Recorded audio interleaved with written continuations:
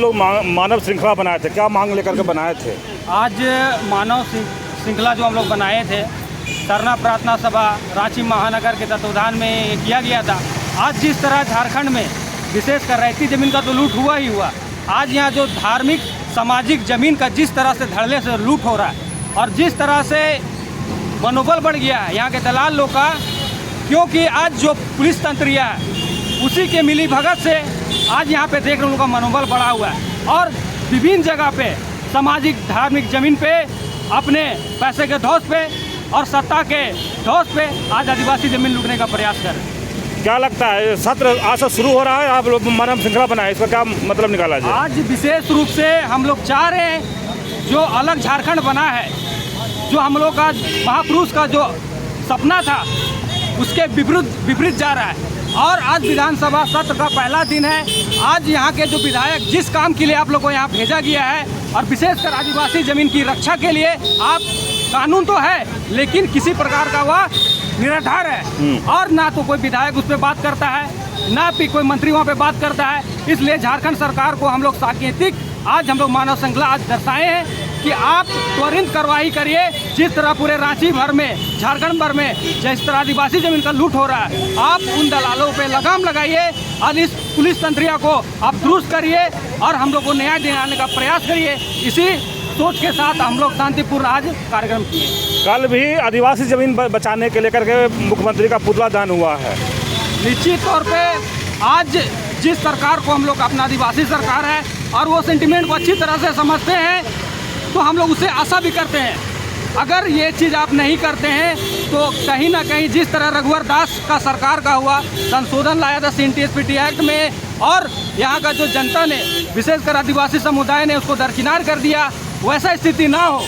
इसलिए हम लोग चाहते हैं कि समय रहते 3 महीने के बाद विधानसभा चुनाव होने वाला है और आपको तय करना है कि जनता आपको झारखंड का सत्ता देगी या फिर सत्ता से बाहर करेगी। जिस तरह से आदिवासी समुदाय हेमंत सरकार से आक्रोश में है, चुनाव में कितना असर पड़ेगा इसका? चुनाव में आपको जिस तरह से आक्रोश यहाँ पे देखा जा रहा है, विशेषकर तो आदिवासी का ज़मीन को लेके, और आपको देखा जाएगा जिस तरह से यहाँ जो नियुक्तियाँ पत्र बांटी गई है और वहाँ पे जो गैर झारखंडी है उनको प्राथमिकता दिया गया है, तो कहीं ना कहीं ये निराश करने वाली बात है और निश्चित तौर पे इसका खामियाजाना सरकार को भुगतना पड़ेगा। और अभी भी समय है, उस पर सुधार करिए और अपने जनता को संतुष्ट करने का। रघुवर सरकार या हेमंत सरकार में कौन आपको ज़्यादा लग रहा है कि लूट हुआ है? लूट तो सबसे ज़्यादा हम लोग आदिवासी समाज सबसे ज़्यादा भाजपा सरकार में हम लोग उतरे हैं रोड पे, सड़क पे, और जिस तरह से उसने धड़ल्ले से ऐसे कानून को जो हम लोग का महापुरुष का आंदोलन के बदौलत, जैसे CNTS-PT एक्ट हो गया, भूमि अधिग्रहण बिल हो गए, ऐसे कानून को उन्होंने लाया था। उसके बाद स्थायी नीति भी जो परिभाषित की थी वह बिल्कुल निराधार था और जिस सबसे ज़्यादा लूट भाजपा सरकार में ही हुआ है, वही खामियाजा के साथ हम लोग झारखंड सरकार को लायक मौका दिए कि आप वो चीज़ को दुरुस्त करेंगे, लेकिन आप भी उसमें सफल नहीं हो पा रहे और हम लोग के आशा विश्वास पे खरे नहीं उतर पा रहे। और लेकिन आपको हम लोग चेतावनी देते हैं कि आप इस पे तुरंत कार्रवाई करें और आदिवासियों का जो जल जंगल ज़मीन की रक्षा है उसके लिए विशेष आपको काम करने की आवश्यकता है। नाम बता दीजिएगा। मेरा नाम राहुल तिर्की, राजीबड़ा सरनापला। आप लोग सत्र शुरू होने से पहले आज मानव श्रृंखला बनाए हैं, क्या कहेंगे? यही कहेंगे कि वो पहले दिन हम लोग मुख्यमंत्री का ध्यान आकर्षित करा रहे थे कि देखें हम लोग समस्या में हैं, आप तो AC में बैठे रहते, AC कारों में घूमते हैं, सारा सुविधा आपको मिला हुआ है, तो कहीं ना कहीं ये जो कुर्बानियाँ जो हमारे महापुरुषों ने दी है उसके कारण मिला है और जिम्मेदारी बनती है कि जो आम नागरिक है, भारत के जो आदिवासी लोग हैं, उनका हित किसी तरह से नुकसान ना हो। आज हम लोग को सड़क पे उतरने का ज़रूरत पड़ा। हम लोग को अपने घर पे रहना चाहिए था आज के दिन पे, लेकिन सड़क पे उतरने का ज़रूरत क्यों पड़ा? उनकी लापरवाही के कारण। सरकार लापरवाही कर रही है, तो उसको ध्यान दिलाना चाह रहे हैं कि हमारा जो भी व्यवस्था का ज़मीन है उसकी वो रक्षा करें। जब हर कोई ये चीज़ जानता है कि आदिवासियों का जो ज़मीन होता है, खासकर व्यवस्था वाला ज़मीन, वो खरीद बिक्री नहीं होता है। आदिवासी से आदिवासी नहीं खरीद सकता है, तो आदिवासी से गैर आदिवासी खरीदे, ये तो मतलब कि कहीं का यही नहीं बनता, दुख ही नहीं बनता है। लेकिन देखिए कि यहाँ पे जो बड़े बड़े बिल्डर आते हैं और उनकी नज़र हमारे आदिवासी ज़मीन पे होती है, वो कैसे भी करके इसको हथियाना चाहते हैं, ठीक है। इसके पीछे वो भूमाफियों को छोड़ते हैं जो कि अपराधी किस्म के होते हैं। जब हम लोग गांव वाले लोग जब ज़मीन को बचाने के लिए जाते हैं तो अपराधियों के द्वारा हम लोगों के ऊपर मतलब कि झूठा FIR किया जाता है। FIR किया जाता है, उसके लिए हम लोग को कोर्ट में जाके लड़ना होता है। उसके बाद कभी कभी गोलियां भी उनके द्वारा चलाई जाती है, जिनसे हमारे कुछ लोग घायल भी हो जाते हैं। तो इतना सब घटना होने के बाद भी सरकार चुप क्यों रहती है, यही सारा क्वेश्चन है हमारा सरकार के साथ। ये सरकार को चुप रहने का कोई कारण समझ पा रहे हैं आप? सरकार का चुप रहने के कारण हो सकता है कि वो पता नहीं, हम लोग को तो ये नज़र आता है कि वो अपना देख रही है, जनता को क्या परेशानी है वो देख नहीं रही है। वो जनता के बीच तो कभी आते नहीं हैं, जनता के बीच उनको आना चाहिए, तब वो हमारी समस्या को समझ पाएगी। आप लोग आदिवासी है, आदिवासी ही सरकार बनाए थे और हाँ। आदिवासी सरकार कहलाते भी हैं। हाँ। लेकिन जिस तरह से आदिवासी अब आक्रोशित है, कल पुतला दहन भी किए हैं, उस पर क्या कहेंगे? हाँ, आदिवासी आक्रोशित हो रहा है ना। जब मतलब कि हमारे ऊपर गोली चलेगी तो क्या हम घर पे चुप बैठेंगे? हम लोग को तो सड़क पे निकलना होगा ना। गोली चलती है इसका जानकारी तो उन्हें मिलती ही है। और पुतला दहन और एक कारण से हुआ था। ये तो ज़मीन का मुद्दा एक है, दूसरा और एक मुद्दा है जो हमारा 5वीं अनुसूचित क्षेत्र में जनजाति भाषा की पढ़ाई होती है, जिसमें कुडुख, मुंडारी, हो, खड़िया, संथाली ये आता है। तो उनकी शिक्षकों की नियुक्ति नहीं की जा रही है, जबकि वहाँ पे जो क्षेत्रीय भाषा नागपुरी सादरी होती है उनके शिक्षकों को नियुक्त किया जा रहा है। मतलब कि वो सब उनके लिए शिक्षक नियुक्त किया जा रहा है, लेकिन कुडुख, मुंडारी, खड़िया, संथाली के लिए शिक्षक नियुक्त नहीं किया जा रहा है। जब नागपुरी भाषा पढ़ाई जाएगी तो सदानों की संस्कृति है उनको पढ़ाया जाएगा। तो ऐसे में हमारा उरांव संस्कृति, कुडुख संस्कृति, मुंडा संस्कृति, संथाली संस्कृति ये तो लुप्त हो जाएगी ना। तो उसी के ओर ध्यान आकर्षित करा रहे हैं कि हमारा जो शिक्षक है कुडुख के लिए, मुंडारी के लिए, संथाली के लिए उनकी भी नियुक्ति हो। लेकिन जिस तरह से नियुक्ति की बात की है तो नियुक्ति में लोग कह रहे हैं कि बाहरी लोग का ज़्यादा नियुक्ति हो जा रहा है। बाहरी लोग का तो हो रहा है, सुनने में आ रहा है, उत्तर प्रदेश से हो रहा है, दिल्ली से नियुक्ति हो रहा है। तो हम लोग के युवा का नियुक्ति का नाम सुना ही नहीं देता है। तो झारखंड में हम लोग कहाँ जाएंगे? हम लोग का नियुक्ति नहीं होगा तो हम लोग बाहर जाएंगे तो क्या वहाँ से हम लोग को नौकरी मिलेगा? नहीं मिलेगा। और हम लोग करेंगे क्या? पढ़ लिख के, पढ़े लिखे हैं तो कहीं ना कहीं रोजगार करने के लिए पढ़े हैं ना, कि ऐसे ही भटकने के लिए। हम लोग का उम्र पार होते जा रहा है, इस ओर भी सरकार को ध्यान देना चाहिए।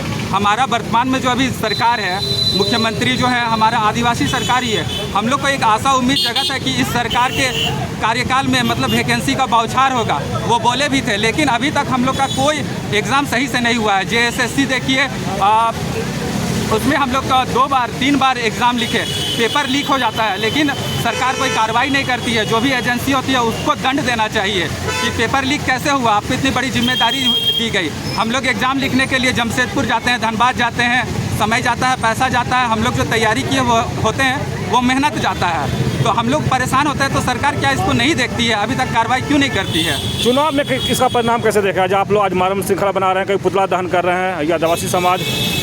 अब तो चुनाव में अगर हम लोग के हित का काम नहीं होगा तो चुनाव में फिर जो सरकार है उसको बुरा परिणाम मिलेगा। नाम बता दीजिएगा। नाम आकाश बेग, पुरानी रांची से।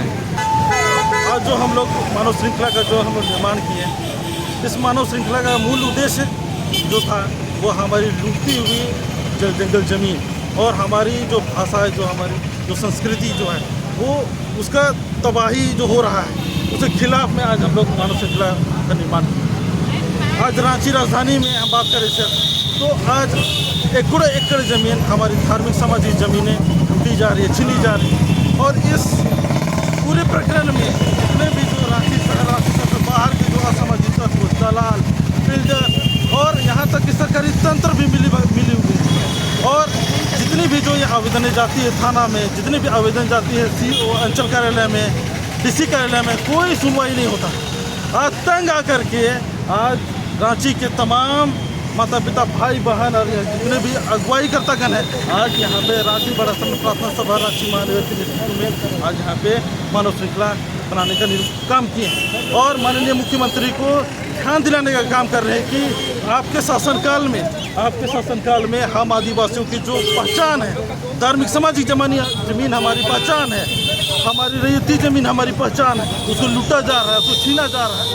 आप इसको अविलंब रोक लगाइए, कड़ी से कड़ी कानूनी कार्रवाई करिए।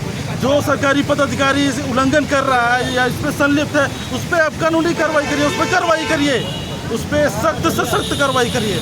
आज CNT एक्ट के होते हुए, SPT एक्ट के होते हुए ज़मीनों की लूट मची हुई है, तो इसको आप हर हाल में संज्ञान में लीजिए। आप CBI जांच कराइए, आदिवासी ज़मीन की लूट की निष्पक्ष जांच कराइए, यह मांग आदिवासी समुदाय कर रहा है। और जो दूसरी जो बात है कि आज आप नियुक्तियाँ कर रहे हैं, बहुत ही तेज़ी से नियुक्तियाँ कर रहे हैं, लेकिन हम आदिवासी देख रहे हैं कि आप स्थानीय नीति परिभाषित ही नहीं कर पाए हैं। आपके सरकार में यहाँ पे अभी ये पेंडिंग है, और पेंडिंग होते हुए आज आप इतने धड़ल्ले से नियुक्तियाँ कर रहे हैं, और इन नियुक्तियाँ में भी इतना त्रुटियाँ कि बाहरी लोग का ज़्यादा से ज़्यादा नियुक्तियाँ हो रही है, और हम झारखंडियों की, हम आदिवासियों की आपकी नियुक्तियाँ में एकदम नग्न की स्थिति है, एकदम नहीं के बराबर में नियुक्तियाँ हैं। तो माननीय मुख्यमंत्री साहब, हम आदिवासी समुदाय आपसे निवेदन कर रहे हैं, आपसे मांग कर रहे हैं, शांतिपूर्ण तरीके से मानव श्रृंखला निर्माण करके आपसे मांग कर रहे हैं, आपको दिखा रहे हैं कि आप यहाँ गलत हो रहा है, आप उसको सही करिए। और जो सरकारी पदाधिकारी, प्रशासनिक पदाधिकारी दोषी है, उस पर आप कड़ी से कड़ी कार्रवाई करिए, और जितने दलाल, बिचौलिया, बिल्डर, भूमाफिया, सब पे आप कानूनी कार्रवाई करिए। सारे एसएसपी जितने भी जिले के हैं सबको सब जवाब तलब करिए, और सारे थाना प्रभारियों को जवाब तलब करिए, और आदिवासियों जमीन पर जितने हड़पी गई है, लूटी गई है, उस पर जितने भी आवेदन गए हैं आप उन आवेदन को संज्ञान में लीजिए और कानूनी कड़ी से कड़ी कार्रवाई करिए, एक्शन लीजिए। ये मांग आदिवासी समुदाय कर रहे हैं। कैमरा के लिए परिचय दे दीजिए। सोनू कल को सबसे पहले तो झारखंड स्वतंत्र खबर को बहुत बहुत धन्यवाद, आपको इस कवरेज के लिए भी बहुत बहुत धन्यवाद। आज हम सभी सरकार को ध्यान आकर्षण के लिए, आज खास दिन इसलिए मानव श्रृंखला हम लोग विशेष रूप से प्रदर्शन के रूप में आयोजन किए हैं, क्योंकि हम लोग चाहते हैं कि आज जो इस सरकार का अंतिम हमको लगता है विधानसभा सत्र चल रहा है, इस सत्र में हम लोग प्रमुख रूप से 2 मांगों को लेकर के ध्यान आकर्षण कराना चाह रहे हैं। पहला तो ये है कि हम आदिवासियों का धार्मिक ज़मीन, रैयती ज़मीन, भूमिहारी ज़मीन, डाली कतारी ज़मीन, हर तरह का सामाजिक व्यवस्था से संबंधित जितना भी जो ज़मीन है सबको आज छोड़ा नहीं जा रहा है। यहाँ तक कि सरना मसना का ज़मीन को भी आज छोड़ा नहीं जा रहा है ना। ये मतलब भूमाफिया और ज़मीन दलाल, सरकार का कुछ प्रशासनिक पदाधिकारी और सरकार के जो मुलाजिम है ना, इस लूट कांड में शामिल हैं, इसी का विरोध में। और हाँ, ये भी देखा जा रहा है कि इसको जब हम बचाने के लिए जा रहे हैं तो हमारे महिलाओं, बहनों, भाइयों को भी नहीं छोड़ा जा रहा है, उस पर गोलियों से हमला किया जा रहा है, लाठी डंडा से हमला किया जा रहा है। ये बहुत ही दुर्भाग्य है हमारे 5वें अनुच्छेद में, आदिवासी क्षेत्र में, है ना। इस तरह का घटना जो घट रही है, जबकि आदिवासी सरकार भी है ना, और हमारा प्रशासन जो है हमारी प्रोटेक्शन में खड़ी है, लेकिन ये केवल नाम मात्र का है। हमको कोई संरक्षण नहीं मिल रहा है, ना हमें मिल रहा है और ना ही हमारी व्यवस्था को मिल रहा है, ना हमारी ज़मीन को मिल रही है। और दूसरा मांग हम लोग मानव श्रृंखला के द्वारा ये किए हैं कि हमारे जो 5वें क्षेत्र के अंतर्गत जितने भी जो विद्यालय है, प्राथमिक विद्यालय है, उसमें गैर आदिवासी भाषा का शिक्षक की नियुक्ति की जा रही है, जिसका हम लोग विरोध करते हैं।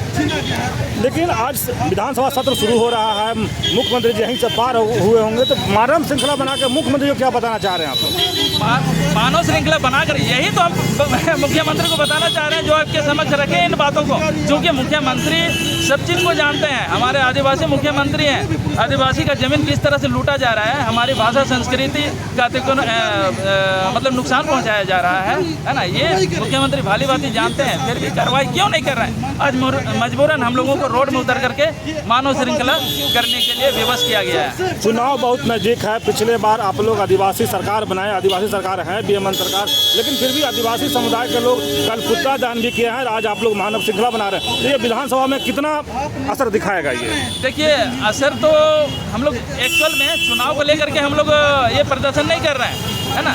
चुनाव को प्रभावित करने के लिए ये किसी भी तरह का, ये टोटली सामाजिक प्रदर्शन है। और ये हमारा जो संगठन है सरना प्रार्थना सभा रांची महानगर के बैनर तले ये आज हम लोग मानव श्रृंखला आयोजन किए हैं। हम लोग अपना धार्मिक और सामाजिक व्यवस्थाओं को बचाने के लिए ये किए हैं। कोई सरकार से हमको कोई गिला शिकवा नहीं है, बस हमारी मांगों को ध्यान दें और जो अपराधी हैं, है ना, जो इस कांड में संलिप्त हैं, उन पर उचित कार्रवाई करें, यही हम मांग कर रहे हैं। लेकिन जिस तरह से आदिवासी समुदाय में आक्रोश है, आदिवासी जमीन को भूमाफिया द्वारा लेना या जो भी हो, जिस तरह से लोग पुतला दहन कर रहे हैं, आप लोग मानव श्रृंखला बना रहे हैं, तो कहीं ना कहीं तो दिल का दर्द है, तभी आप लोग कर रहे हैं। निश्चित रूप से ये कहीं ना कहीं दर्द चुनाव में दिखेगा। बिल्कुल बिल्कुल दिखेगा। और देखिए, अगर हमारे हमारी सरकार है ना, हमारे लिए वो खड़ी है और हमारा काम नहीं कर रही है तो इसका असर तो उसको दिखेगा ही दिखेगा, इसमें दो राय नहीं है। नाम बता दीजिएगा। मैं संजय कुजूर, सन्नापुरा तहसील राज्य महानगर अध्यक्ष। चलिए संजय जी की बात सुने कि अगर आदिवासी सरकार है तो हमारी मांग को सुनना चाहिए। आप ये देख रहे हैं कि मानव श्रृंखला बना करके यही आप दिखाने की कोशिश कर। आप देख रहे हैं यहाँ छोटे छोटे बच्चे भी ये प्रदर्शन मानव श्रृंखला में आए हुए थे और आप देख लीजिए, मैंने अभी से ही आपको बताया जा रहा है, इनको बताया जा रहा है कि मानव श्रृंखला बना करके लोगों को या सरकार को जगाया जाता है।